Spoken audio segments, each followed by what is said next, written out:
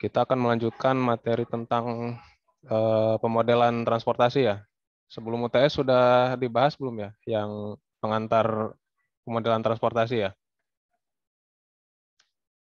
Sebelum masuk ada yang bisa ini nggak menyebutkan kembali nggak apa aja modelan transportasi itu, apa yang dipelajari?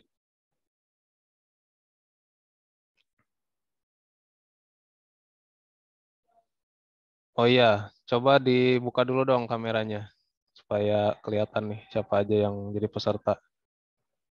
Biar saya tidak menatap layar hitam. Ada yang mau jawab yang tadi pertanyaan saya?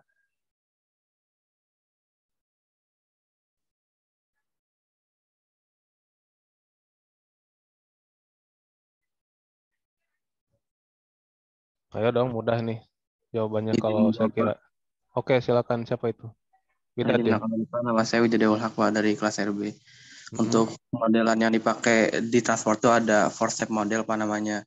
Ada trip distribution, ada trip generation, trip distribution, pemilihan moda sama pemilihan rute Pak yang kemarin dipelajari.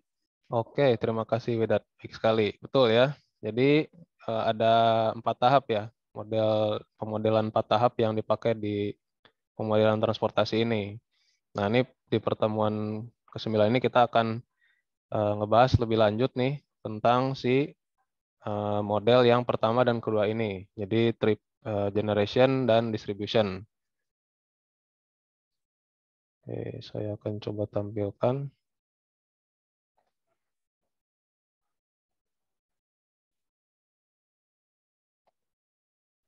Nah, udah tampil belum ya slide-nya ya?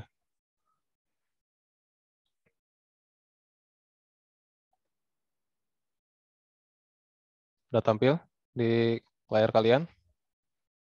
Belum Pak. Belum? Belum, Pak.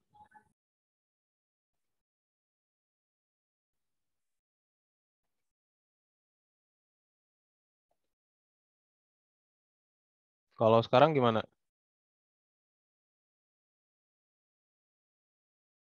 Belum, Pak.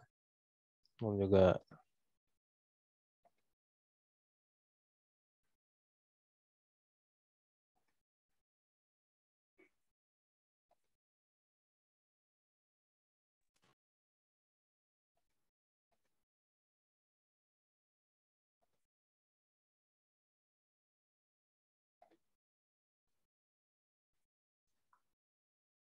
Oke.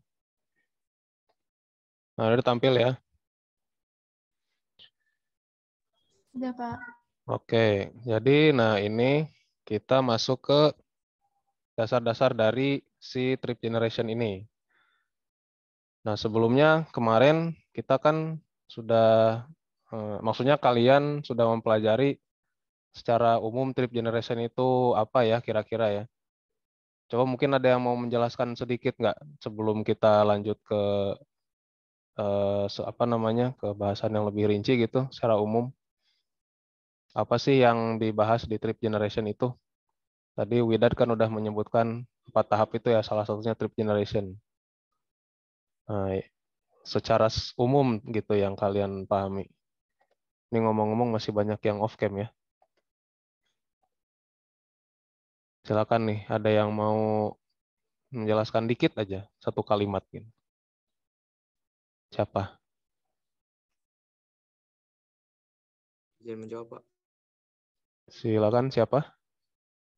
Perkenalkan, Pak, nama saya Fraser Fernanda. Yang saya tahu itu untuk model trip generation itu yang pemodelan pergerakan yang menuju dan meninggalkan dari suatu zona gitu, Pak. Oke, baik sekali, Afreza. Terima kasih. Ya, jadi seperti itu ya secara umum ya. Yang namanya trip generation itu kita berbicara tentang perjalanan atau trip gitu. Nah, kalau saya lanjut, nah ini kita sudah tahu semua ya, yang namanya bangkitan perjalanan itu definisinya itu langkah pertama dalam perencanaan transportasi begitu. Jadi nanti dia akan diikuti oleh si tahap distribusi perjalanan, pilihan moda, dan pembebanan jaringan. Ini yang kemarin kalian pelajari ya. Nah ini seperti yang tadi dibilang Afreza, digunakan untuk memperkirakan jumlah perjalanan yang berasal atau bertujuan. Nah, di suatu zona dalam analisis lalu lintas. Jadi si model 4 tahap yang pertama ini dia memperkirakan jumlah perjalanan total, yaitu yang masuk dan yang keluar dari suatu zona. Nah, jadi kalau saya bilang zona, berarti kita berbicara tentang suatu luasan daerah ya. Nah, luasan daerah ini bisa macam-macam, teman-teman. Nih, kalian yang sudah yang sedang studio rancang ya, pasti mengenal yang namanya blok. Nah, itu bisa juga dijadikan zona. Jadi berapa jumlah perjalanan yang masuk ke suatu blok dan keluar suatu blok. Atau bisa juga kumpulan blok. Misalkan kalau studinya satu kota, maka dia mengambil satu zona itu berarti satu kelurahan yang terdiri atas beberapa blok. Nah, itu juga bisa dipakai sebagai zona begitu. Jadi pengertian zona di sini fleksibel ya untuk trip generation itu. Nah, fokus utamanya di sini adalah di permukiman kalau yang kita akan pelajari. Nah, jadi jumlah trip dari zona-zona permukiman itu biasanya dipakai di step di pertama ini, yaitu trip generation ini. Nah, dan si jumlah perjalanan tersebut juga bisa berupa fungsi dari kegiatan sosial atau dari karakteristik ekonomi keluarga. Jadi maksud fungsi di sini ini, si nilai dari jumlah pergerakan itu bisa dipengaruhi oleh variabel kegiatan sosial atau tingkat ekonomi keluarga. Misalnya jumlah pendapatan itu biasanya nanti diregresikan itu akan menentukan jumlah perjalanan suatu zona. Jadi kalau misalkan suatu zona yang banyak keluarga berpendapatan menengah ke atas, mungkin mereka rata-rata pekerja kantor, jadi jumlah pergerakannya biasanya konstan 2 kali sehari begitu, pulang dan pergi, pagi dan petang. Nah, atau misalnya yang banyaknya ibu rumah tangga. Nah, ibu rumah tangga ini mungkin kegiatannya tidak tentu. Jadi kadang-kadang pergi ke pasar, kadang-kadang mungkin mengantar anak, antar jemput anak gitu ya, atau pergi ke berbagai urusan. Nah, itu nanti jumlahnya juga berbeda gitu. Nah, jadi pada tingkat zona analisis lalu lintas, si tata guna lahan itu akan menghasilkan atau membangkitkan perjalanan. Nah, ini yang perlu kalian ingat, yang memengaruhi jumlah pergerakan tadi selain dari selain dari kegiatan sosial atau tingkat ekonomi itu, ini juga tata guna lahan ya intinya. Di sini kita membahas permukiman, nah berarti guna lahan yang kita bahas adalah pemukiman. Nah, itu akan berpengaruh pada si perjalanan yang dibangkitkan atau trip itu yang dibangkitkan. Nah, di sini dikatakan bahwa simple trip generation itu, simple trip generation calculation artinya perhitungan bangkitan pergerakan yang sederhana pun itu dibutuhkan walaupun kita mempertimbangkan model yang skala besar. Jadi seperti yang saya bilang tadi, kita menganalisis model bangkitan satu kota. Nah, perhitungan sederhananya itu juga digunakan pada skala tersebut. Dan bahkan juga mungkin jika kita memperhitungkan suatu wilayah begitu ya, provinsi misalnya yang terdiri atas beberapa kota, nah itu dia bisa menggunakan perhitungan trip generation yang sederhana itu. Nah, ini kaitannya dengan pengertian model ya kemarin. Model itu kan simplifikasi atau penyederhanaan dari kondisi nyata ya, kondisi asli. Nah, dengan demikian ketika kita berbicara model bangkitan pergerakan, kalau dia skalanya makin besar, ya tentu pasti ada jumlah pergerakan yang akan luput dari ini kita, dari analisis kita. Makanya dia disebut model gitu. Nah, ini model skala besar untuk regional itu biasanya apa ya, tidak digunakan untuk area yang kecil gitu ya. Jadi bisa dibedakan gitu, walaupun dia tadi perhitungannya sama, tapi untuk yang area yang lebih besar biasanya dia menggunakan perhitungan yang lebih rinci.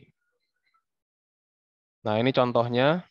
Jadi kita punya daily trip generation rate, jumlah atau rate pergerakan harian dari satu apa ya, satu rumah gitu, satu rumah dengan keluarga itu 10.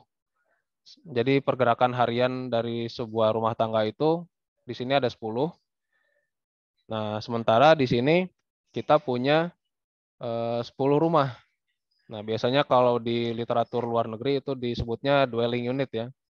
Dwelling ini artinya apa ya, tinggal gitu ya. Jadi satuan tinggal gitu, satuan ruang yang ditinggali. Kalau di apartemen biasanya itu kan unit kamar ya. Nah, itu bisa disebut dwelling unit. Kalau rumah yang satuan, rumah tunggal, yaitu berarti rumahnya. Nah, ini rumah-rumah ini biasanya menjadi independen variabel, nanti akan kita bahas.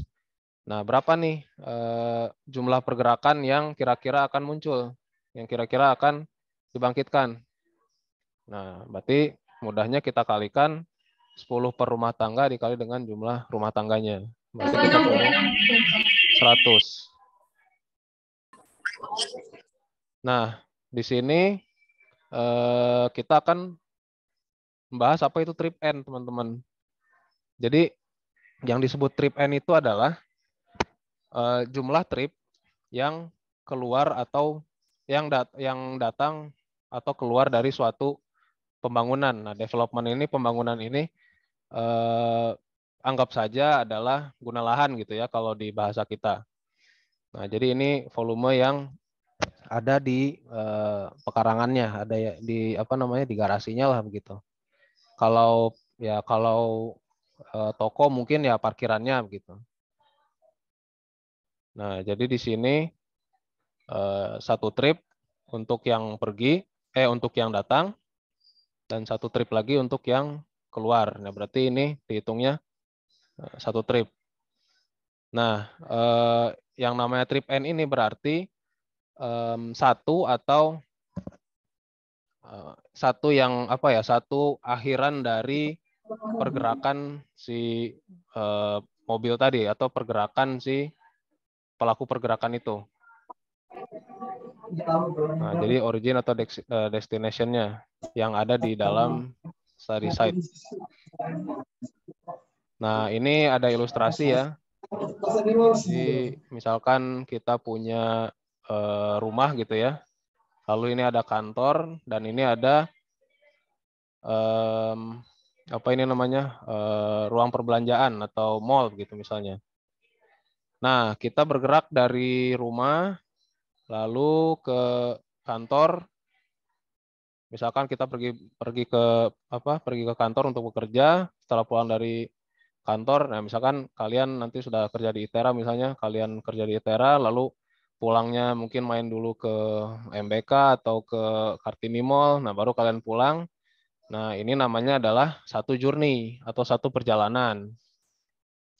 Ya, satu pergerakan mungkin ya. Jadi ini untuk istilah bahasa Indonesianya mungkin kalian bisa cari padanannya, tapi supaya aman mungkin kita akan ikuti istilah bahasa Inggrisnya dulu ya. Nah, jadi ini satu pergerakan dari rumah ke beberapa titik itu disebut journey.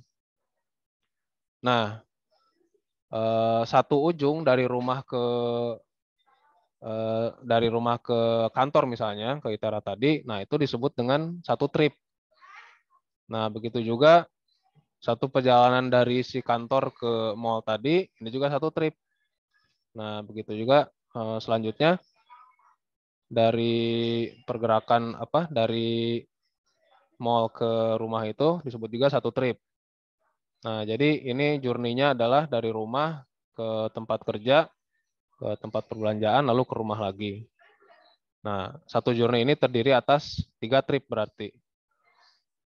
Dengan trip N-nya adalah 6. Jadi untuk tiap trip itu dia ada 2 ends-nya. Jadi ini ends yang pertama, dia trip yang dari rumah ke kantor, si rumah ini, dan yang kedua itu dari tempat perbelanjaan ke rumah. Nah, di sini kita perlu juga membedakan yang namanya trip kendaraan dan trip orang. Nah, jadi ini maksudnya IT ini asosiasi transport engineer di internasional ya. Jadi apa namanya? Ya, asosiasi insinyur transportasi di internasional. Nah, mereka mendefinisikan trip dengan kendaraan ini sebagai vehicle trip. Nah, ini perbedaannya di sini. Ini perlu kita waspadai. Nah, jadi di sini pergerakan yang dilakukan oleh satu kendaraan ini disebut dengan ya pergerakan kendaraan atau vehicle trip ya. Nah, tapi kalau kita berbicara orang, nah maka di sini ada 5 orang. Jadi ya seperti halnya kalian dulu mengerjakan soal-soal apa ya, kuliah matematika atau fisika atau kimia dasar. Nah, satuan itu penting gitu ya. Nah, selanjutnya, nah sekarang kita berangkat ke trip generation rate, teman-teman. Jadi apa itu rate dari bangkitan pergerakan? Nah, jadi di sini kita menghitung trip generation rate itu dengan ya kalau teknisnya sih bisa dengan menanam apa ya atau menyimpan sebuah tube untuk menghitung pergerakan ya. Jadi kalau misalkan ada mobil yang lewat tube itu menginjak si tube yang ada di jalan itu, dia dihitung satu. Begitu juga kalau dia keluar. Nah, di sini kita dapat untuk satu trip N ini dia menghasilkan pergerakan sebesar 1000. Nah, di sini kita mendapatkan nilainya 1000 dari hasil perhitungan kita. Nah, jadi dia dihitung di tiap tiap titik masuk dari guna lahan. Nah, kalau kita berbicara zona ya berarti kita memperhitungkan di zona tersebut saja yang masuk atau keluar dari zona tersebut gitu. Nah, kemudian si jumlah pergerakan ini nanti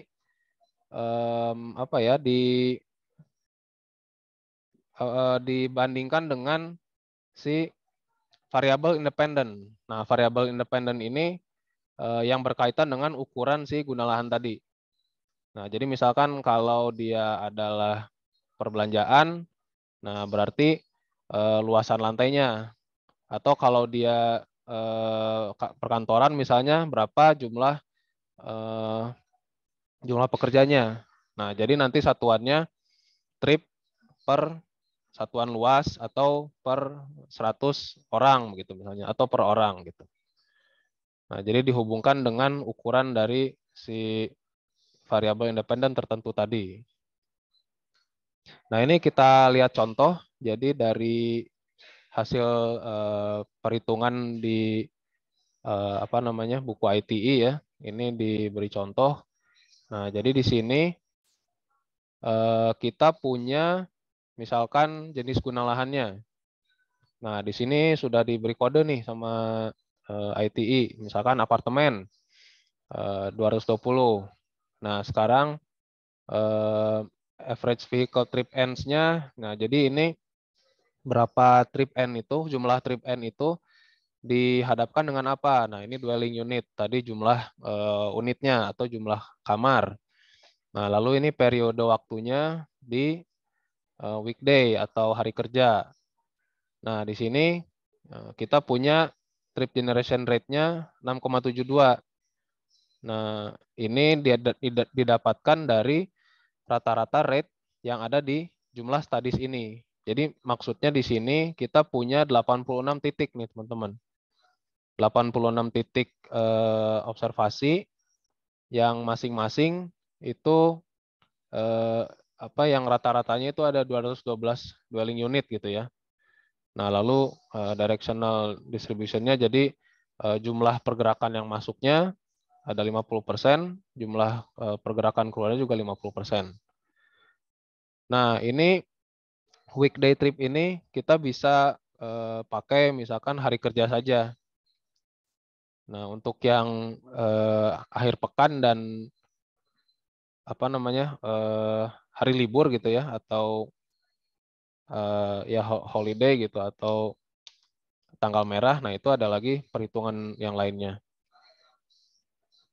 Nah, ini didapatkan jadi dari masing-masing titik yang kita dapatkan jumlah pergerakannya dibagi dengan jumlah dwelling unitnya, nah kita dapat dirata-ratakan lagi jadi 6,72 untuk trip generation rate dari si apartemen ini. Nah, ini tadi yang lebih rincinya. Nah, ini maksud, jadi teman-teman kalau baca grafik ini, kalau baca grafik apapun maksudnya, selalu lihat keterangan sumbu X dan Y-nya.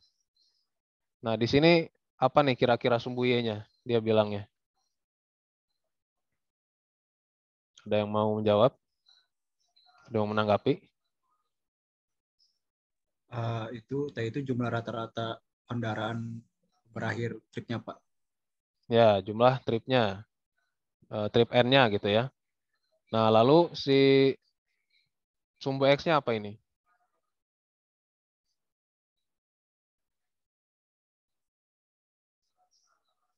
Jumlah dari unitnya ya. Nah, jadi kira-kira untuk baca yang di titik yang X ini gimana artinya? Coba ada yang ingin volunteer nggak? Ada yang ingin menjawab nggak?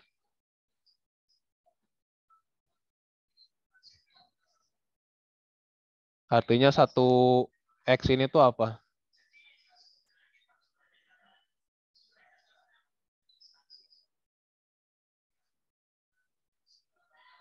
Ayo, siapa yang ingin menanggapi?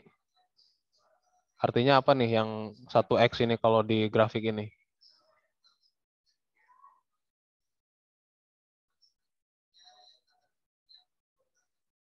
Halo, ini saya ngomong sendiri apa gimana?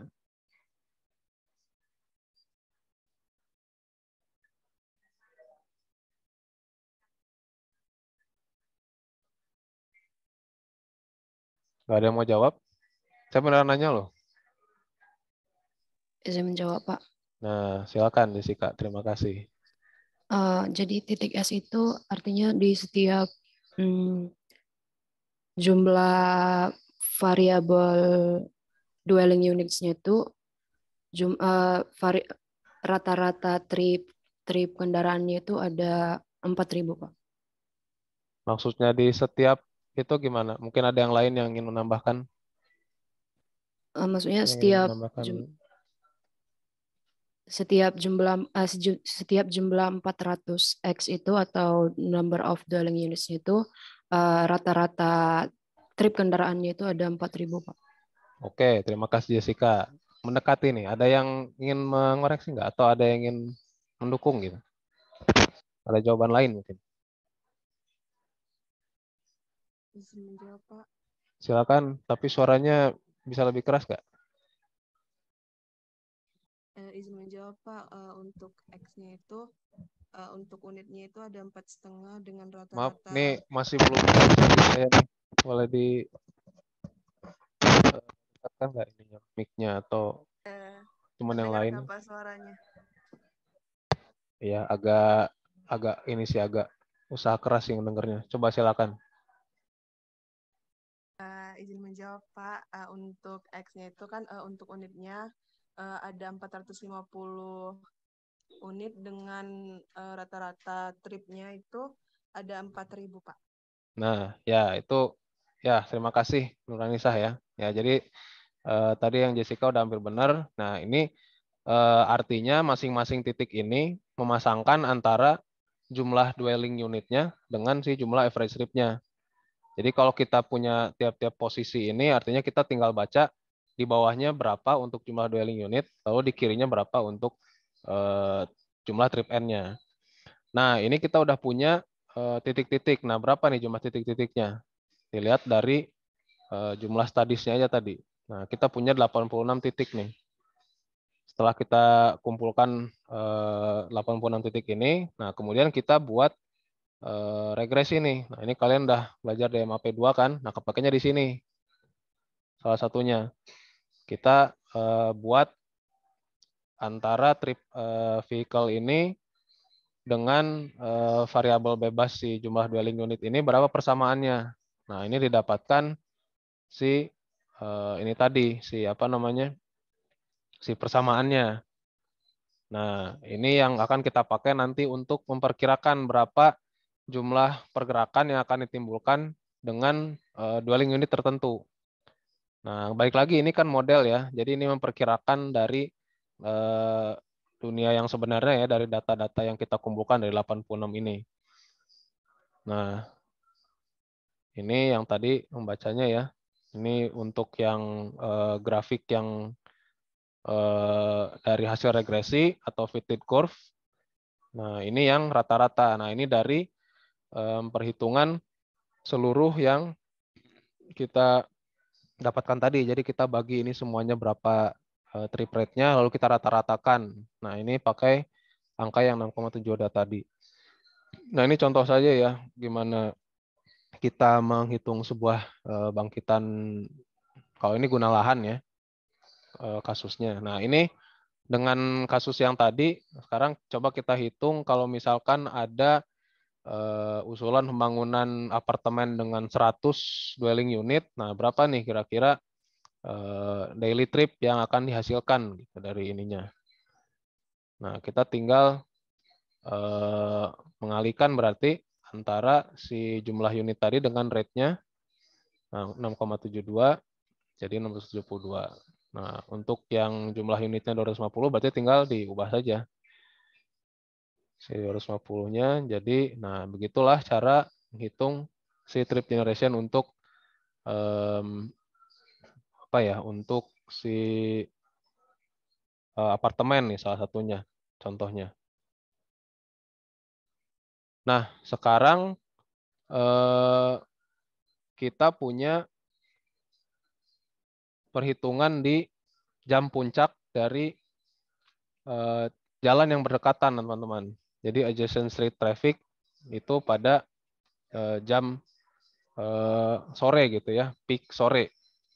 Di apa namanya, di kalau di sini kasusnya antara 4 sampai 6 sore. Nah, di sini berarti ada 65% trip yang masuk dan 35% yang keluar. Nah, di sini average rate-nya beda lagi. Nah, jadi di sini waktu untuk perhitungannya juga mempengaruhi si average rate-nya. Nah, itu nanti kita juga memperhitungkan yang namanya peak hour. Nah, ini nih yang kalian yang biasa kalian pakai waktu traffic counting. Nah, ini sebenarnya aplikasinya lebih ke perhitungan ini, teman-teman, yang apa ya? Kalau kalian cuma menghitung di satu ruas terus jalan yang lewat ya, itu sebenarnya lebih ke apa ya? Traffic engineering ya, lebih ke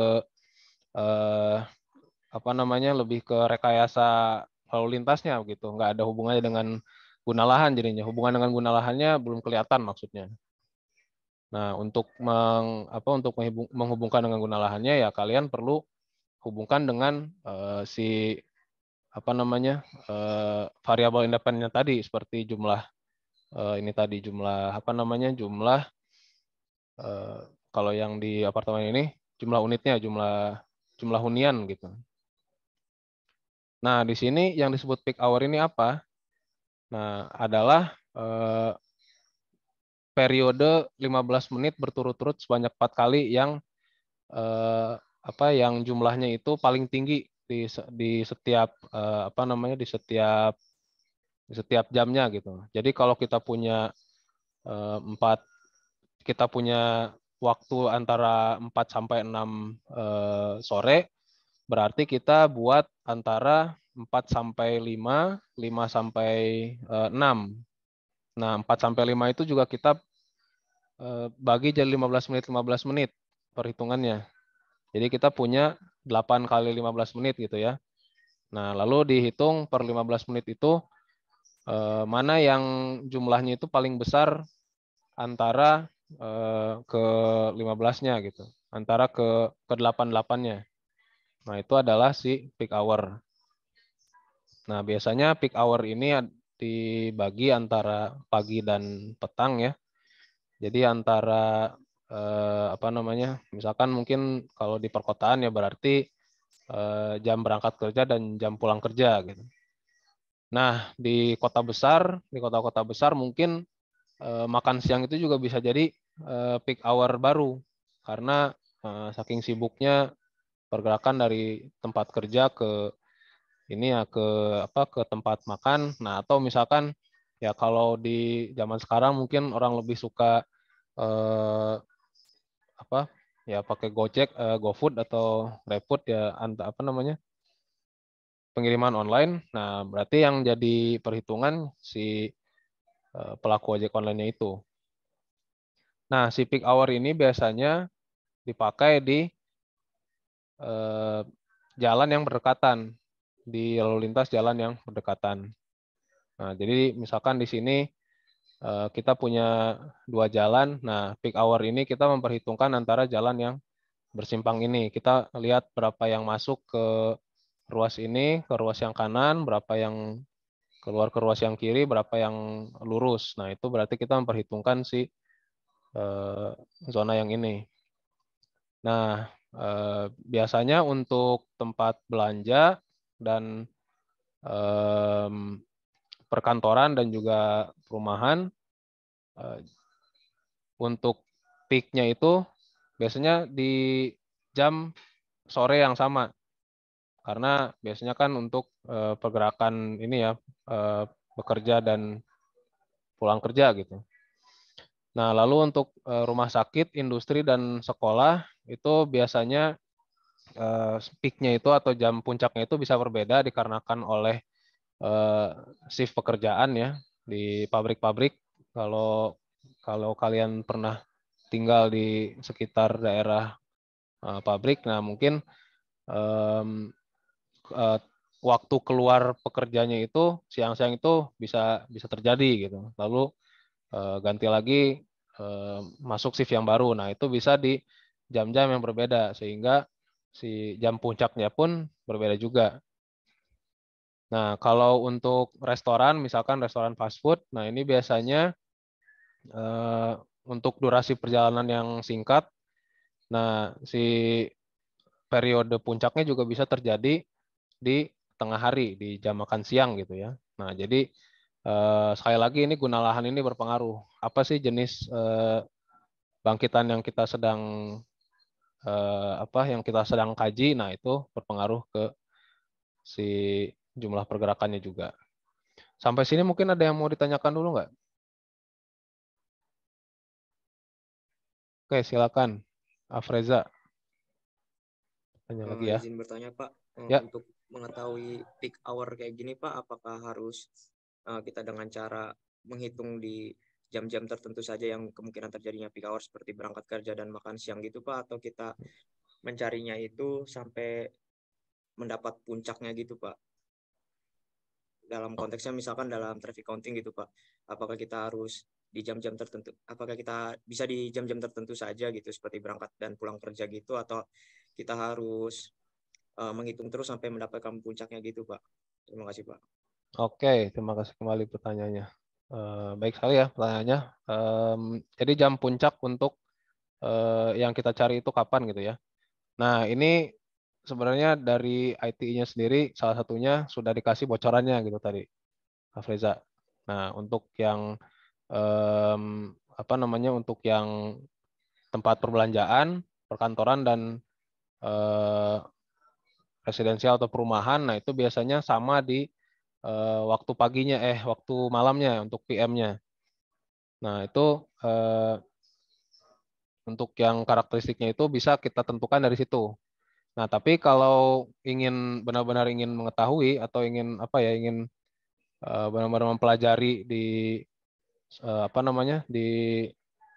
suatu zona ini, kita nggak tahu isinya apa, tapi kita ingin tahu kapan jam puncaknya. Itu bisa juga kita menggunakan kalau kita punya akses data, misalkan kita pakai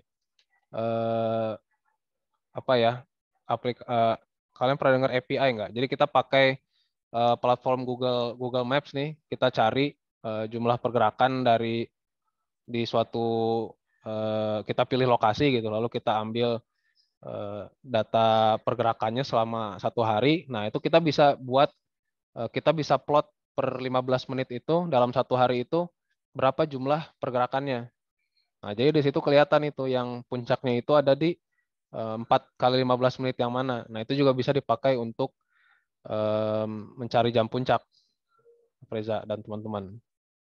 Tapi kalau mau gampang, ya kita bisa pakai pendekatan-pendekatan yang dijelaskan tadi.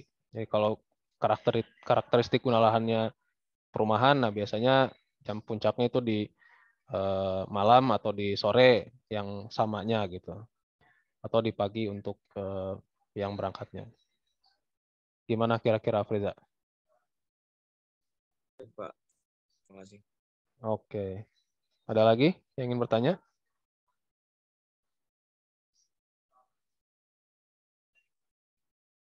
Oke, saya kira cukup ya. Kalau gitu, saya coba lanjutkan. Nah, di sini biasanya ini yang tadi, ditanyakan Afreza, mungkin biasanya untuk masing-masing development atau guna lahan itu jam puncaknya itu kapan aja gitu. Nah, ini ada AM, PM, jadi sebelum 12 siang dan setelah 12 siang. Nah, ternyata untuk residensial ini punya 2 jam puncak gitu. Nah, tinggal dicari nanti 15 menit kali 4-nya itu di jam berapa. Nah, begitu juga perkantoran, nah dan seterusnya. Nah, ini juga ada ternyata untuk hari Sabtu. Nah, itu misalkan di tempat perbelanjaan retail gitu. Lalu untuk restoran di fast food-nya, jadi selain dari di sore hari, itu juga bisa di jam 11 sampai 1. Nah, itu juga ini mungkin lebih ke survei ya, ke pengumpulan data primer gitu di suatu kota gitu. Nah, jadi ya kalau kita berbicara kelembagaan ya, mungkin yang begini-begini mestinya lebih banyak dihasilkan oleh pemerintahan gitu, seperti dinas perhubungan atau dinas tata ruang gitu misalnya. Nah, itu biasanya data yang begini itu dikeluarkan oleh lembaga seperti itu, atau mungkin ya bermitra dengan konsultan yang dibayar untuk menghasilkan data ini gitu ya. Nah, ini didapat dari situ. Nah, ini lanjutan yang tadi. Nah, sekarang kita akan menghitung jumlah pergerakan di peak hour directional untuk 100 apartemen komplek yang jumlah dwelling unitnya 100 gitu. Nah, ini berarti dari data tadi kita tinggal mengalihkan dengan rate-nya, yaitu tadi yang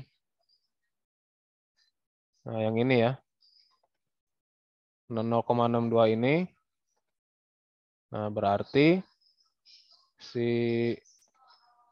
jumlahnya sendiri, kan yang ini.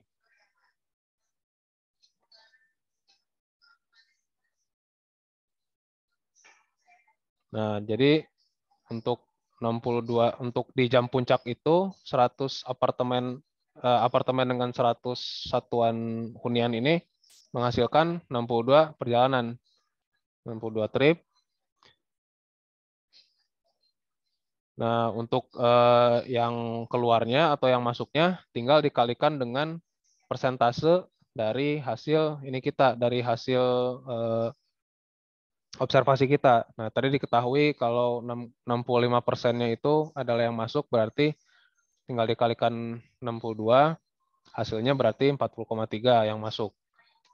Atau 40 gitu ya, kita bulatkan. Nah, berarti ini sisanya 22. Nah, ini seperti tadi. Nah, ini trip pada peak hour untuk masing-masing guna lahan itu tidak selalu sama. Jadi misalkan untuk pusat perbelanjaan dengan luas 202.000 kaki persegi, ini satuan dari Amerika ya, menuliskan angkanya juga pakai koma untuk ribuannya. Nah itu 1000 peak hour trip. Nah sementara untuk 1000 peak hour trip di kantor yang ya kantor perkantoran pada umumnya itu dengan luas sekian, dengan luas yang lebih besar gitu ya, 821.000. Nah ini jumlah yang masuk dan keluarnya itu beda. Nah jadi pada peak hour itu yang keluar lebih banyak itu ada di perkantoran kan ya, karena ya pelaku pergerakannya, pekerjaannya itu logikanya lebih banyak yang melakukan pergerakan pulang gitu. Jadi pulang dari sana semua gitu orang-orang itu. Nah, sementara untuk yang shopping center itu ya yang keluar yang hanya yang berbelanja ke sana, tidak mesti sebanyak dari jumlah pekerja yang ada di perkantoran gitu. Nah, sekarang ini kira-kira kapan nih dari suatu perkantoran itu dia menghasilkan dampak lalu lintas yang signifikan gitu, yang apa ya, yang sangat berarti gitu ke lingkungan sekitarnya. Kira-kira kapan nih berarti? Kalau dari ini yang tadi, kalau dari contoh yang tadi.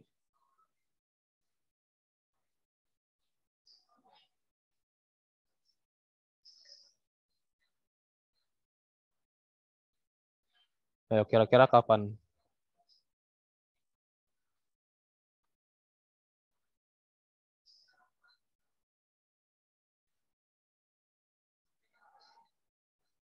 Pagi hari, siang hari,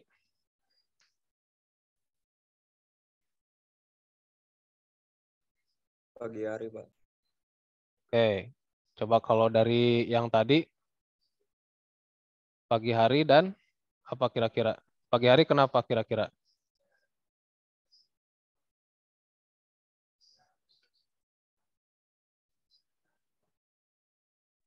Izin jawab Pak. Oke, Di pagi silakan. hari. Di pagi hari karena berangkat kerja Pak, dan di sore saat pulang kerja Pak. Ya, jadi dari peak hour tadi, nah itu kira-kira perkantoran di pagi hari dan sore hari dia menghasilkan dampak yang signifikan gitu ke lalu lintas sekitarnya. Nah di sini ada beberapa independen variabel untuk tiap-tiap jenis guna lahan umum gitu ya yang bisa digunakan. Nah yang pertama untuk pusat perbelanjaan dan mall itu adalah gross leasable area atau luasan kasar yang luasan apa namanya, luasan kotor yang bisa dijual. Jadi intinya jumlah toko yang dipakai untuk berusahanya gitu. Luasan toko yang dipakai untuk berusaha. Jadi nggak termasuk lantai yang ya dipakai untuk akses, yang dipakai untuk lift atau eskalator. Nah, yang penting kita melihat luasan yang bisa dipakai untuk berusaha. Nah, untuk perkantoran juga luas kasar dari lantai di perkantoran. Jadi kalau misalkan perkantoran ada 4 lantai ya berarti dikalikan semua. Untuk perumahan dan apartemen ya berarti itu tadi si dwelling unit atau jumlah hunian. Nah, sementara untuk pom bensin di sini nah itu ternyata adalah posisi dari tangkinya ya, posisi dari tangki mobil. Jadi mengisi bahan bakarnya itu di kiri atau di kanan gitu tangki bensinnya atau solarnya. Nah, ini contohnya gross leasable area itu atau luasan yang digunakan atau yang dijual untuk berusaha. Nah, ini adalah luasan yang hanya digunakan oleh tempat perbelanjaannya. Jadi yang digunakan oleh berusaha, yang digunakan untuk berbelanja saja. Tidak termasuk si luasan parkir atau akses pejalan kakinya. Nah, sementara untuk yang tadi gross floor area untuk perkantoran itu mencakup semua area yang tertutup di tiap lantai. Berarti luasan lantai ininya, luasan lantai si perkantoran itu. Nah, mungkin kalian udah belajar KDB, KLB, koefisien dasar bangunan, koefisien lantai bangunan. Nah, itu secara tidak langsung berpengaruh ke jumlah pergerakan ini, yaitu di perhitungan trip rate ini. Nah, untuk fueling position, nah ini tadi arah dari tangki bensin yang bisa diisi oleh si pom bensin itu berpengaruh ke si berapa kapasitas mobil yang bisa dilayani gitu. Jadi kalau satu arah saja, nah itu akan berbeda dengan kapasitasnya dengan pengisian yang dua arah gitu. Nah, ini menyatakan jumlah maksimum dari kendaraan yang bisa diisi pada waktu yang bersamaan gitu ya. Kalau dia punya dua sisi, kiri dan kanan, nah berarti kapasitasnya pasti lebih banyak dibandingkan dengan yang hanya punya satu sisi gitu. Nah, di sini misalkan kita punya 3.350 kaki persegi untuk apa ya, untuk shops gitu ya, untuk area perbelanjaan. Nah, di sini katanya dia punya 4 posisi untuk pengisian. Nah, di sini kita didapatkan 138 daily trip gitu. Nah, berarti kita bisa bagi trip berdasarkan posisi fuelingnya. Nah, itu adalah si trip rate dari pom bensin si convenience market ini.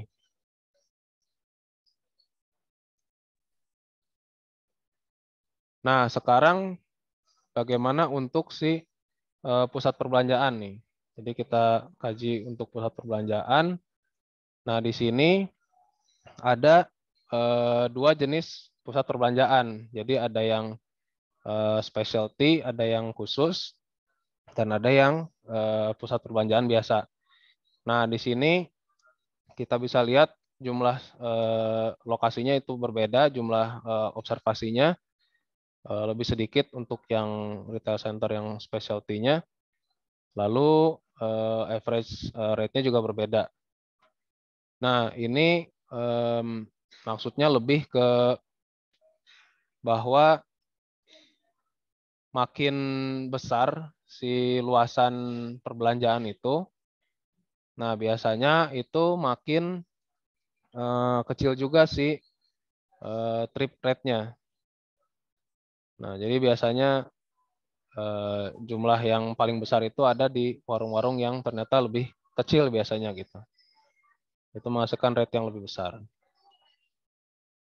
Nah, ini untuk yang kajian tentang shopping centernya ya, kita bisa lihat trip rate-nya 3,75 dari jumlah 407. Nah, ini juga di apa namanya, di analisis ketika jam 4 sampai jam 6 sore. Nah, menghasilkan grafik yang ini.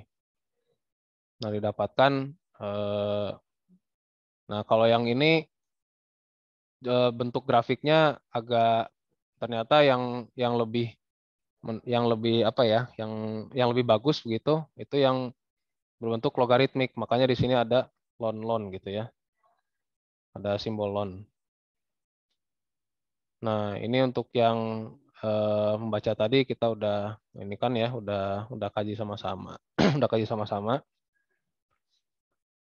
Nah, Ini artinya untuk yang 1 juta square feet itu kita punya kira-kira 2000-an. Hampir dia 2800-an lah. Nah, sekarang untuk yang tadi ini masih sama. Kalau misalkan kita punya shopping center 150.000 square feet, nah dikali dengan rate-nya saja. Nah, ini untuk yang average-nya berarti ya tinggal dikali dengan nilai si average-nya ya. Tadi di berapa? 3,75 ya. 3,75 dikali 150. Nah, didapatkan demikian. Nah, yang sisanya, nah itu didapatkan 563. Oh, ini yang 563 per 1000 square feet berarti untuk yang 150 itu.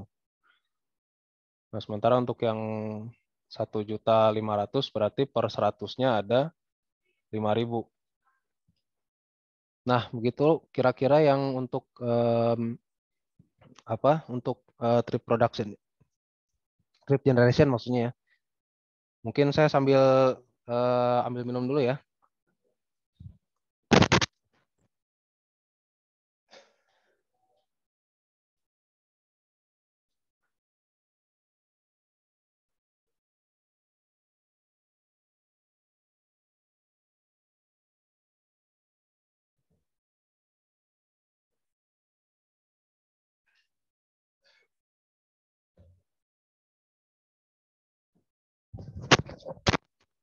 Oke, ada yang mau ditanyakan dulu nggak sebelum dilanjut?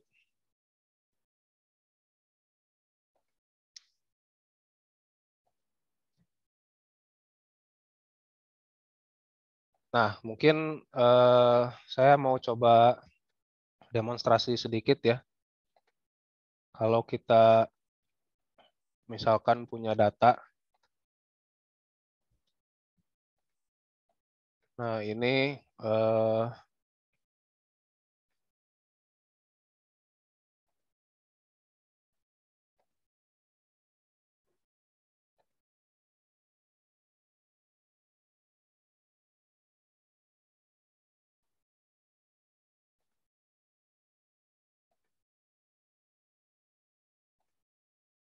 udah kelihatan Excel-nya, teman-teman? Sudah, Pak. Nah, jadi di sini misalkan kita punya taruh 22 guna lahan nih. Saya punya data guna lahan pertama 197. Nah, ini X di sini apa? Misalkan jumlah kamar. Saya punya data kos-kosan misalnya. Ya ini pura-pura aja ya. Jumlah perjalanan kosan. Ya kira-kira gitu. Nah, ini ada jumlah trip N-nya. Nah, saya ingin tahu berapa rata-ratanya.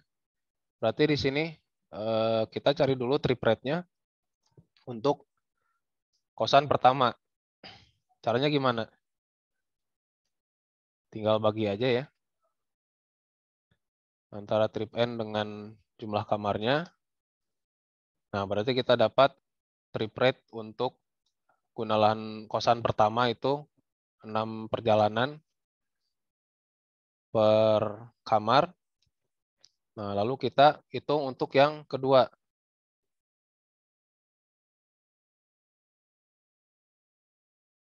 Berarti trip N yang kedua. Nah, setelah kita dapat untuk masing-masing, ya kita lanjutkan ke bawah.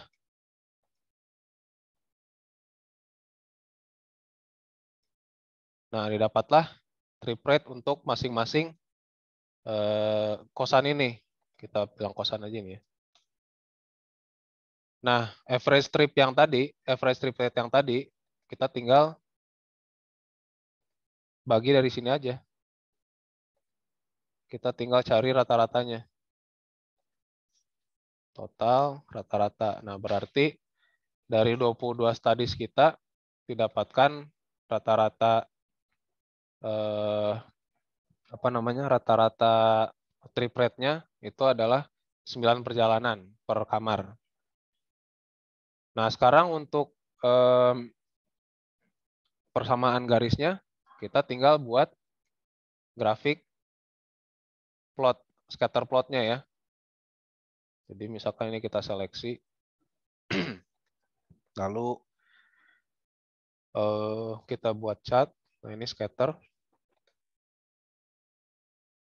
Nah, ini kita bisa tambahkan trend line. Nah, ini linear. Linearnya udah kita cek. Nah, ini kita tampilkan rumusnya. More option. Nah, display equation. Nah, ini adalah hubungan antara jumlah perjalanan dengan si jumlah kamar yang akan dibangun. Nah, berarti kalau ada kos-kosan sebanyak 200 kamar nih yang akan dibangun. Ini jumlah kamarnya, maka jumlah trip N-nya kita bisa hitung dari rumus yang ini. Jadi 6,0742 dikali 200 ditambah 144,15. Nah, ada 1000 gitu. Nah, itu kira-kira seperti itu ya ininya. Aplikasinya.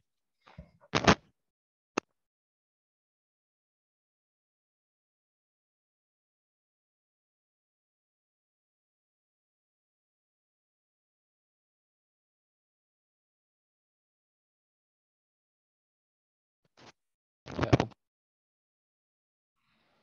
Tadi sampai mana ya penjelasannya, teman-teman? Saya ininya, yang ketangkap sama kalian.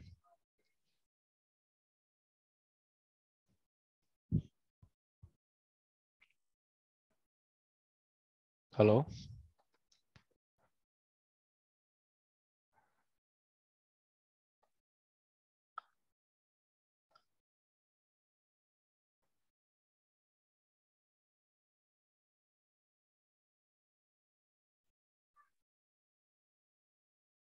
Ya, tadi sampai mana saya ngejelasinnya?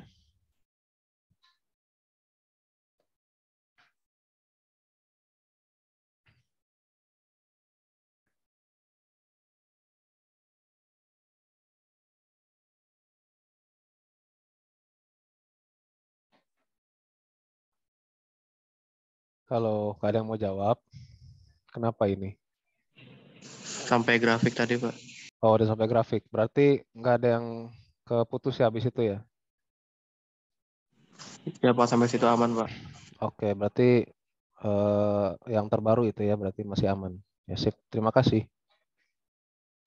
Ya, jadi dari situ gimana? Kira-kira terbayang atau masih ada yang belum jelas?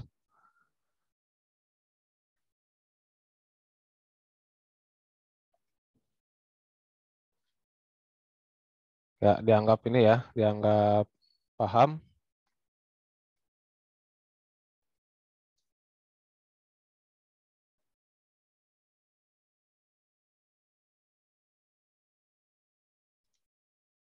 Oke, kalau gitu saya akan lanjutkan ke trip distribution ya.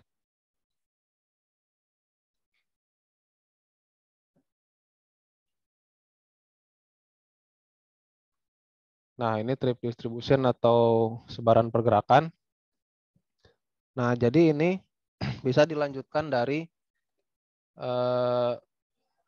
analisis yang pertama kita tadi, model yang pertama kita tadi, yaitu si bangkitan pergerakan. Nah, jadi di sini trip distribution ini digunakan untuk melihat bagaimana lalu lintas yang ditimbulkan oleh suatu wilayah itu didistribusikan. Jadi apakah dia menuju satu tempat atau tersebar merata. Kalau kita meninjau banyak zona, ya kalau kita meninjau pasangan satu dengan banyak zona atau antar satu zona saja ya berarti jumlahnya saja gitu misalnya. Lalu faktor yang menentukan trip distribution itu antara lain yang hampir sama ya dengan bangkitan pergerakan tadi atau trip generation tadi, itu orang, kendaraan, atau barang yang terjadi di antar zona yang kita kaji gitu. Nah, lalu tujuan utama untuk model distribusi perjalanan ini adalah kita membentuk matriks asal tujuan untuk nilai bangkitan dan tarikan yang telah diperoleh dari trip generation tadi. Nah, jadi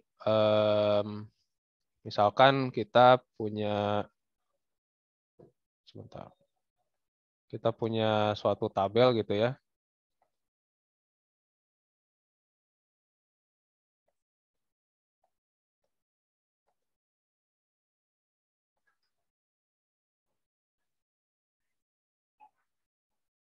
Bukan yang ini.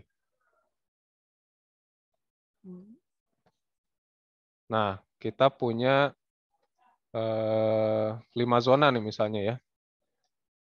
Zona 1, 2, 3, 4, 5.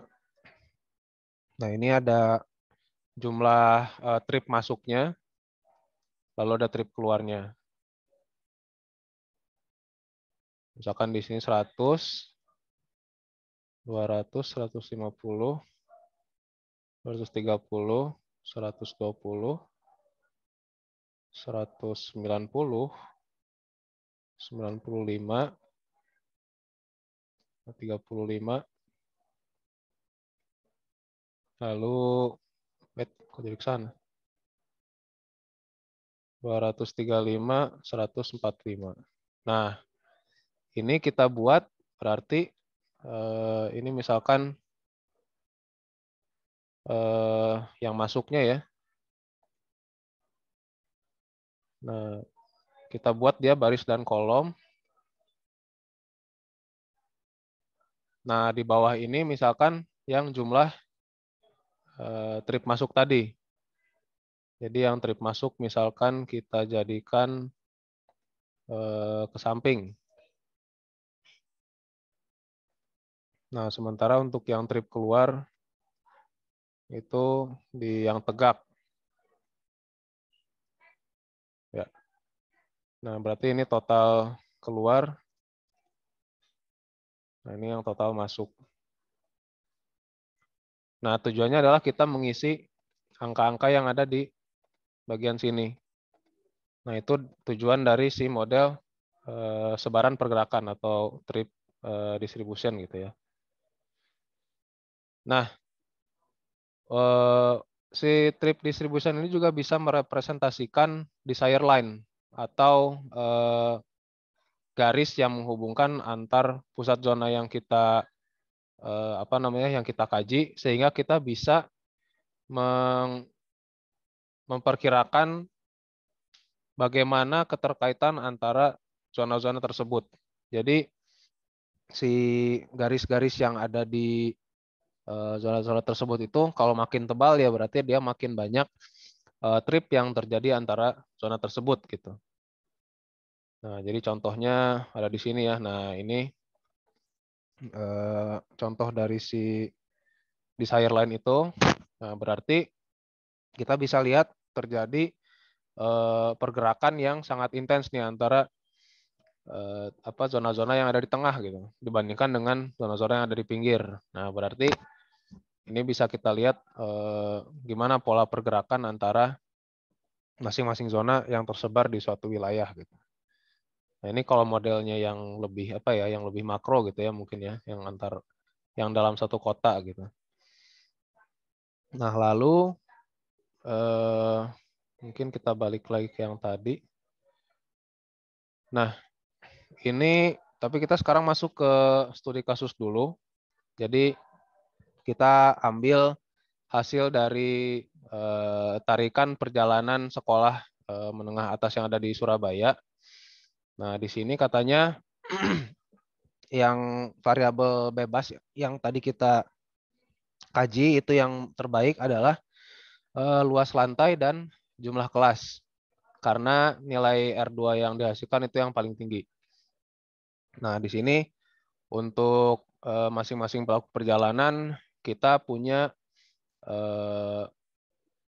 jumlah atau punya persamaan dari jumlah trip dan si nilai luas lantai dan jumlah kelasnya gitu ya.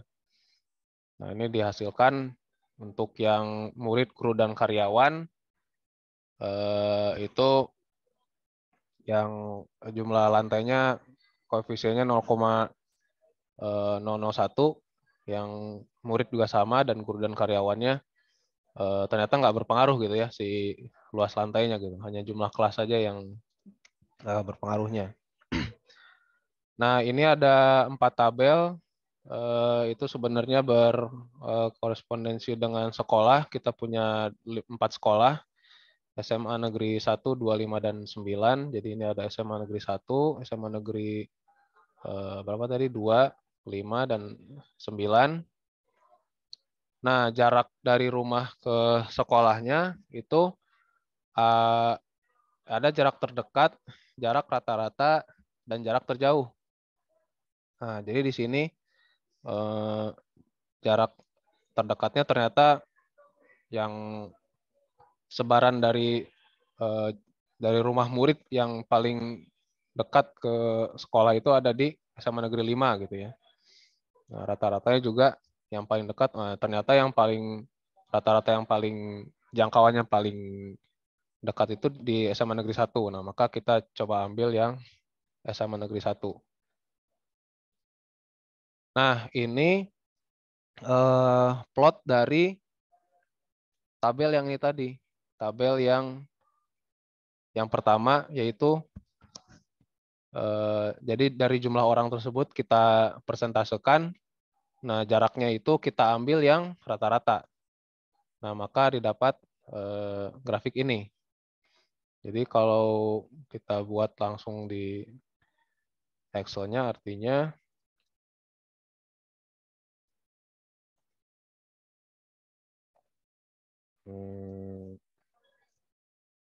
nah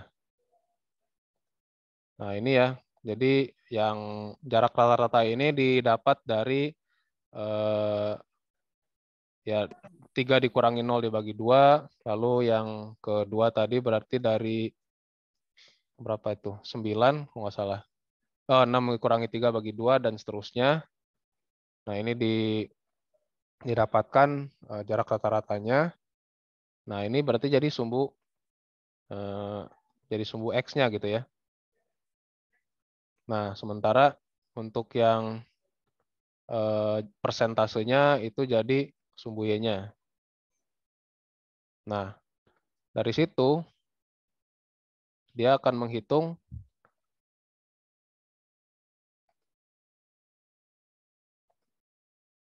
dari situ dia akan dilanjutkan dengan menghitung fungsi hambatan atau deterrence function.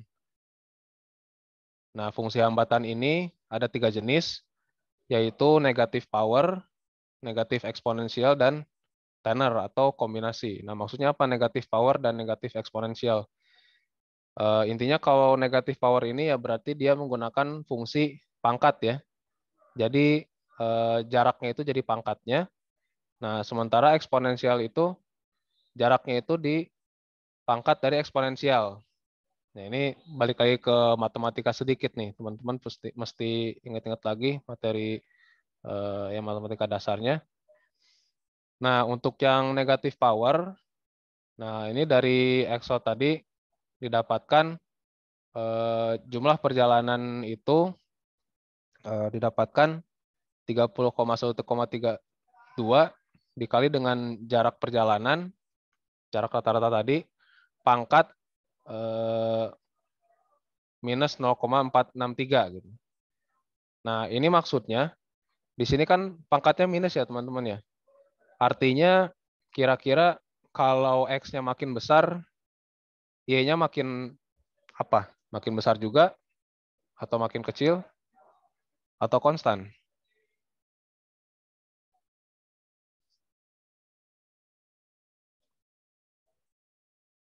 Ada yang mau nebak nggak?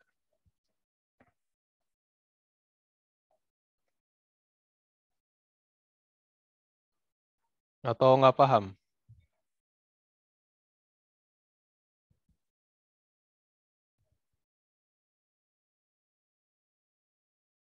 Ya, apa nih maksudnya X pangkat minus ini? Izin menjawab, Pak. Oke, silakan. Kalau pangkatnya negatif itu nilai kalau X-nya nilainya semakin tinggi, nilainya semakin kecil, Pak.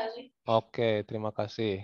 Ya, jadi makin tinggi X-nya, makin kecil Y-nya. Nah, artinya apa? Makin jauh atau makin besar jaraknya, berarti kan X-nya makin besar ya. Makin besar jaraknya, nah berarti jumlah pergerakannya makin kecil. Artinya di sini terlihat bahwa jarak itu sebagai variabel dari fungsi hambatan tadi itu bekerja. Maksudnya apa sih yang menghambat kita untuk mengakses suatu tempat gitu ya, untuk pergi ke suatu tempat. Nah, salah satunya jarak kan. Nah, di sini terbukti ketika jarak kita ke ke misalkan ke kampus gitu makin jauh, ya pasti jumlah pergerakan kita ke kampus itu makin kecil juga. Atau orang-orang yang tinggal makin jauh ke kampus itu makin jarang ke kampus pasti. Itulah kenapa banyak kos-kosan yang dibangun di sekitar kampus. Ya nggak usah jauh-jauh dari ITERA. Kita lihat ke ITERA aja, kosan-kosan itu banyaknya di daerah mana? Sukarame, Belwis. Nah itu jarak berapa itu dari kampus? Kan dekat-dekat semua kan. Nah itu fungsi dari apa? Gimana kita bisa melihat si fungsi hambatan ini ya di seharian kita gitu dalam konteks transportasi. Nah, jadi ini bentuknya gini ya. Si apa namanya? Si pangkatnya itu pangkat langsung dari jaraknya gitu. Nah, di sini nilai alfa dari persamaan ini adalah 0,463. Jadi ini adalah nilai alfanya. Nah, nilai alfa ini apa? Nanti kita akan pakai di ini selanjutnya ya. Nah, kalau dia di bentar, mungkin saya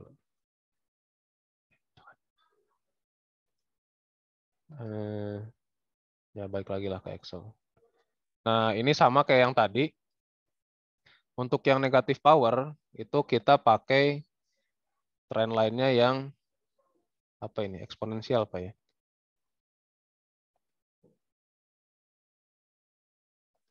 Yang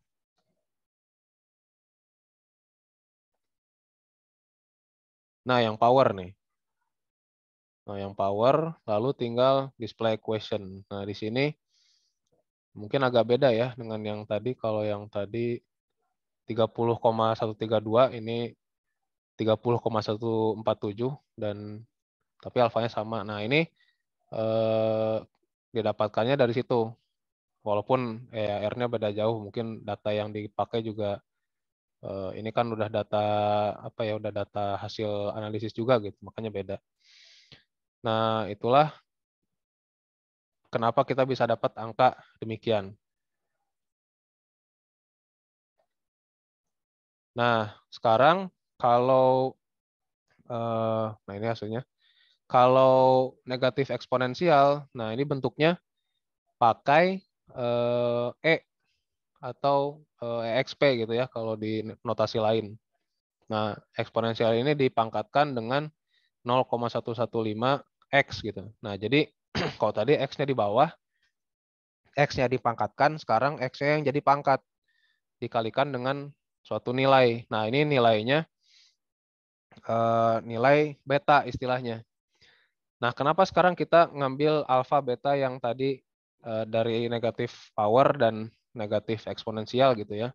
Nah, ternyata ini sebenarnya adalah modal untuk perhitungan analisis tenor gitu.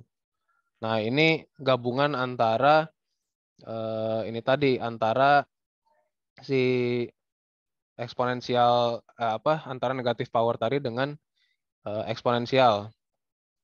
Nah, jadi di sini untuk menghitung si parameter itu parameter dengan tenor itu kita menggunakan metode ya istilahnya coba-coba atau iterasi gitu.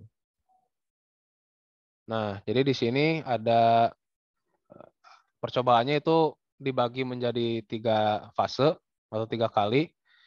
Itu yang pertama mencoba nilai C dengan alfa dan beta yang tetap. Lalu dicari sum of square error yang terkecil, kemudian ya gantian yang diubahnya itu yang alfanya aja dengan C dan betanya tetap. Dan yang ketiga ya berarti betanya diganti-ganti, alfa dan C-nya tetap. Nah, sehingga ini cuma saya jujur belum paham dari mana ini dapat nilai C-nya, tapi di sini kita masukkan misalkan nilai yang kedua, nilai yang C yang pertama itu 20. Nah, ini untuk yang alfa tadi. Jadi digabungkan gitu ya, jarak dipangkatkan dengan nilai ini, lalu yang kedua adalah si eksponensial dari dari beta dan jaraknya. Nah, ini dihitung antara error dari si jumlah semuanya dengan si jumlah yang sebenarnya dari data. Nah, ini dikuadratkan. Nah, lalu kemudian dijumlahkan si jumlah yang si error kuadrat ini, square error ini. Nah, lalu dilihat berapa jumlahnya. Ini iterasi pertama. Nah, sekarang ini iterasi masih sama ya. Nah, ini ya pokoknya diiterasi sampai didapatkan hasil sum of square error yang makin kecil gitu. Nah, di sini kita bisa lihat ternyata didapatkan di angka C sama dengan 21,94, lalu alfanya 7,25 dan betanya 0,04 gitu. Nah, sehingga ini yang didapat untuk yang nilai tenor. Nah, ini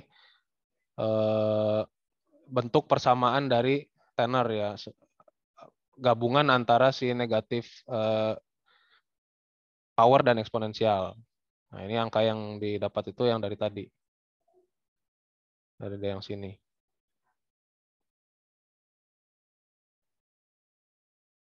Nah, ini adalah sebenarnya yang kita hitung dari tadi itu model perhitungan trip distribution yang disebut model gravity atau sintetik. Jadi model gravitasi atau sintetis itu si distribusi pergerakannya itu dihasilkan dari perhitungan antara variabel-variabel yang membentuk pergerakan, yakni jumlah perjalanan dan fungsi hambatan yang tadi kita hitung pakai 3 jenis fungsi tadi. Nah, ini adalah aplikasi dari gravity model. Nah, ada yang tahu nggak kira-kira kenapa disebut gravity model? Kalian pernah mendengar hukum gravitasi Newton nggak?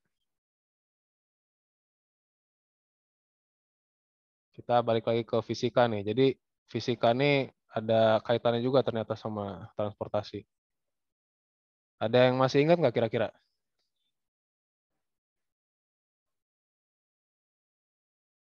Atau antara dua muatan nih, gaya tarik-menarik dua muatan. Nah, itu jelas banget sebenarnya. Nggak ada yang ingat ya?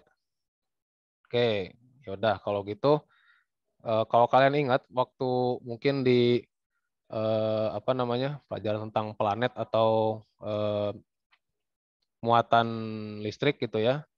Jadi ada gaya yang muncul antara dua partikel yang punya massa dan jarak tertentu, ya nggak?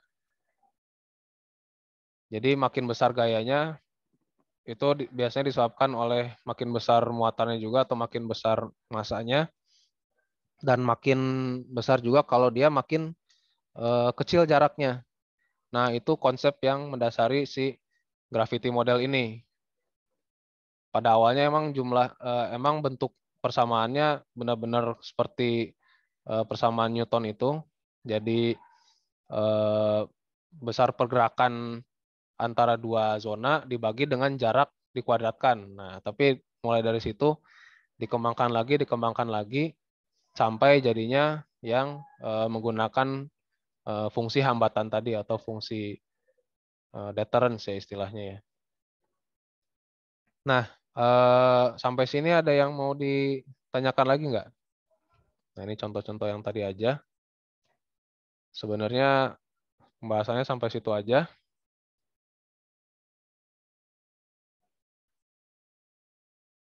Ada yang mau dibahas lagi? Ada yang mau ditanyakan?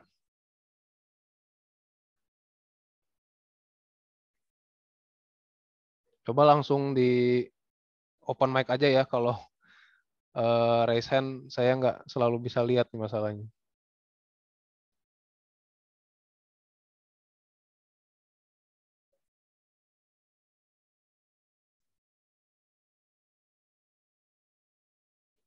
Ada tidak?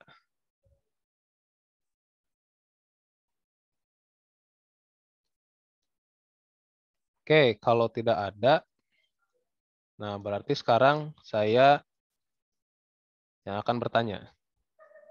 Lebih tepatnya buat tugas sih sebenarnya.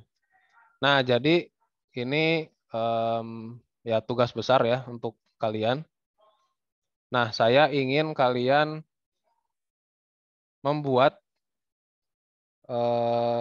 trip antara tempat tinggal kalian, biasanya kosan ya, dengan ITERA. Nah, di sini saya akan bekali kalian dengan teknik pengumpulan datanya. Mana ini?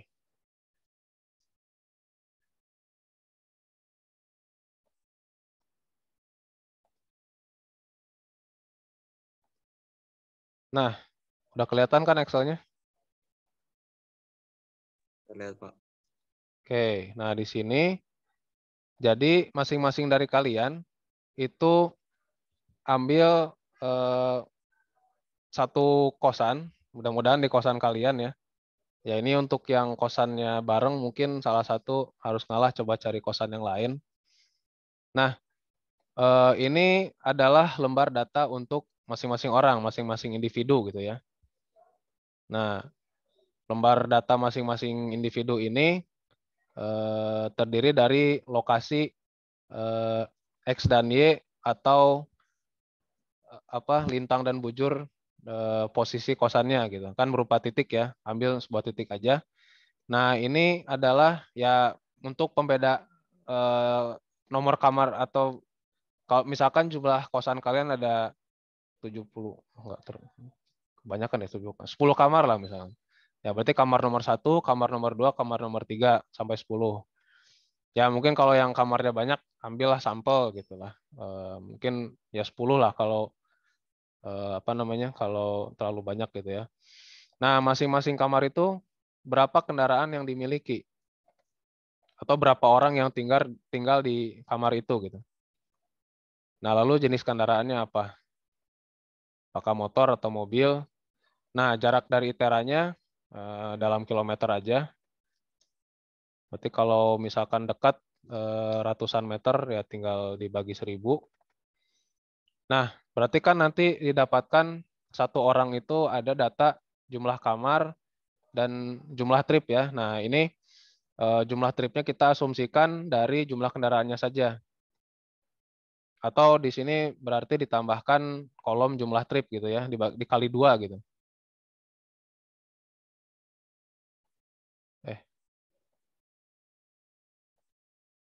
Nah, ini ada jumlah trip.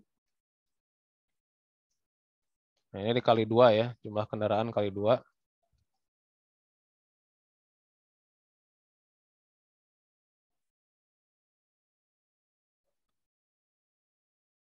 Nah, jarak dari iteranya ya pasti ini sama karena kosannya sama. Nah, nanti kalian gabungkan dengan masing-masing ini kalian dengan masing-masing kelas. Nah, jadi ini ada sheet kelas. Nah, ini berarti X dan Y-nya udah beragam ya. Ngambil dari kosan yang tadi.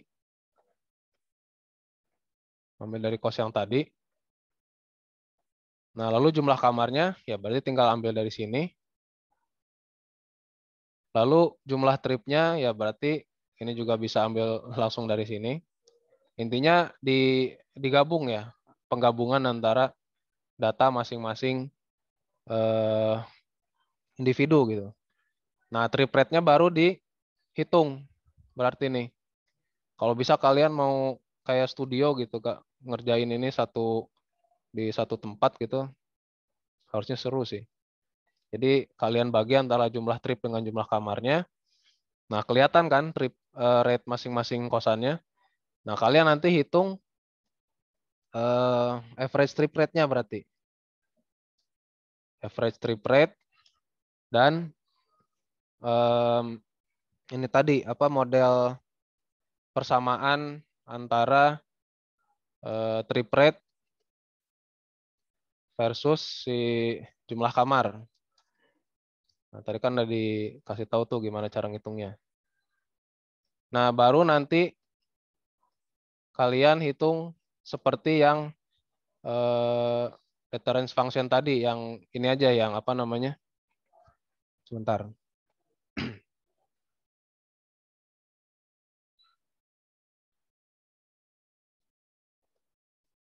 Yang salah. Nah, kalian hitung yang seperti ini. Jadi jarak ini dipakai untuk membuat grafik yang ini.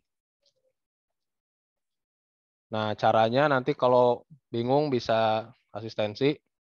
Saya akan coba tunjukin teknisnya. Tapi intinya keluarannya adalah ada average trip rate dan persamaan trip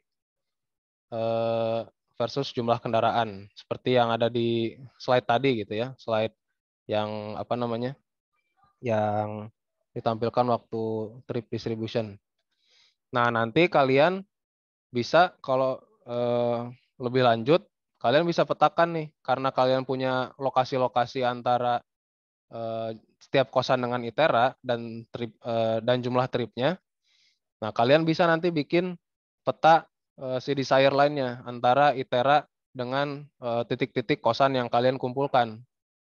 Nah, jadi nanti bentuk petanya bakal ngaruh ke ya lokasi kosan yang teman-teman kumpulkan, dan ke ini juga katanya juga dari situ. Dan kalau ya itu dulu lah yang apa namanya yang yang perlu kalian buat gitu. Nah, ada yang ingin ditanyakan nggak terkait tugasnya? Ini tugas besar, jadi waktunya bisa agak lama ya. Mungkin di pekan 13-14 lah dikumpulkannya.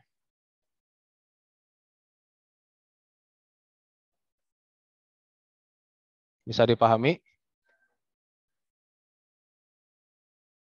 Izin bertanya, Pak. Silakan. Berarti ini untuk yang kita dari masing-masing mahasiswa itu bikin yang per pos masing-masing gitu ya, Pak. Ntar Ya. nanti digabung dalam sheet kelas untuk bikin apa grafik negatif apa tadi negatif itu sama disertannya, Pak. Ya, negatif power dan ya fungsi deterrence itu. Nanti tornya saya perjelas lagi. Intinya yang grafik tadi berarti 3 ya.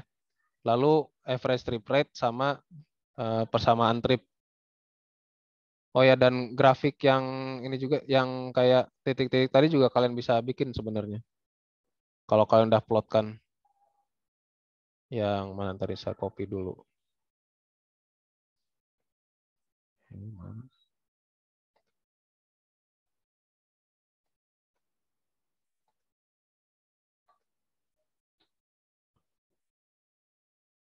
Nah, contoh grafik yang ini ya. Nah, ini kalian bisa buat juga sebenarnya dari data yang ini.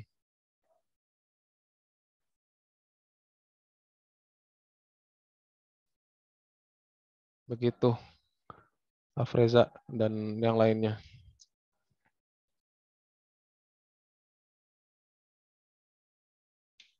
Bisa kira-kira dikerjakan?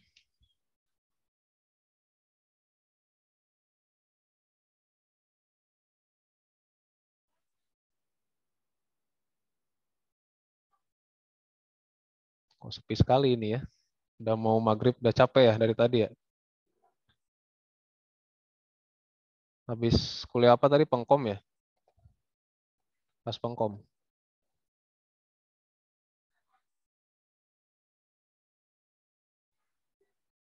Pak izin bertanya Pak, Oke, silakan. untuk record dari yang Bapak paparkan hari ini boleh di-sharing-nya nggak Pak? Untuk Oke, record. pasti saya share karena saya yakin kalian di rumah nggak begitu mencatat semuanya. Nanti kalian bisa tonton lagi dan coba aplikasikan. Jadi kalian waktu mengerjakan juga terbantu. Ya nanti insya Allah saya share ya. Saya usahakan secepatnya. Baik Pak, terima kasih Pak. Ada lagi yang ingin ditanyakan? Terkait pelaksanaan tugas atau di luar pelaksanaan tugas yang tadi?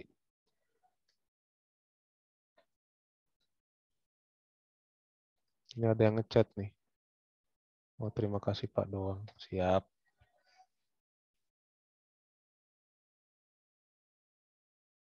Oke, kalau tidak ada, di sini ada 71 orang ya. Ya, nanti akan saya buat ya, Lesta ya, untuk KCR-nya, TOR dan ininya, bahan ajarnya. Ya, intinya untuk bahan-bahan, insya Allah akan saya sediakan gitu. Oke, kalau tidak ada, ya berarti saya cukupkan saja ya. Harapannya kalian bisa paham dan nanti di pengerjaan tugas kalian bisa lebih terbayang juga gitu. Oke, terima kasih untuk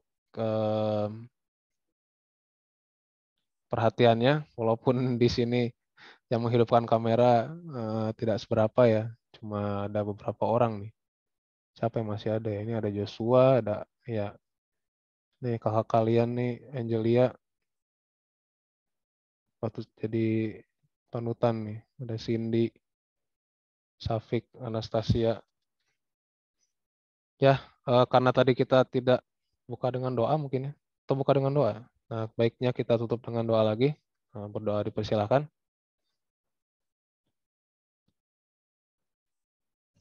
Berdoa bisa dicukupkan. Mohon maaf apabila banyak saran dari saya. Assalamualaikum warahmatullahi wabarakatuh. Waalaikumsalam. Terima kasih Pak. Terima kasih, Pak.